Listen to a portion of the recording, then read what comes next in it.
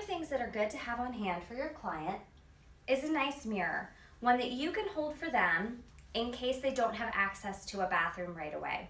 Having a couple of these on hand is great too if you're going to do a teeth whitening party. You're able to set multiple mirrors up, multiple kits up, and have many people doing it at one time. This is a great way to make money quickly. For clients that have sensitivity, you can purchase and resell them a Remineralization Gel. We'll have links to those below, but this is something that can be applied to their teeth right after their treatment. Once you've booked a teeth whitening session, it's important to send them care on how to prepare, just like we do for our tanning clients.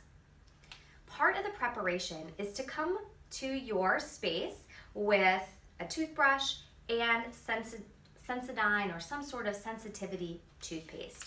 This is not because we expect them to have pain. It's because the ingredients inside Sensodyne or sensitive toothpaste actually helps to seal over the teeth, and it just prevents sensitivity. So it's great for their teeth. Have them, right before the service, brush their teeth with it 2 times, and that's going to get their teeth nice and clean and ready for the whitening treatment, but it's also going to seal it up and make them less sensitive. Directly after their treatment, they can brush again another 2 times. Don't want to scrub the gums and irritate them, but some light brushing with the Sensodyne or another sensitive toothpaste is great. I provide these to all of my clients. They're going to get a toothbrush, vitamin E gel, and the toothpaste that they need.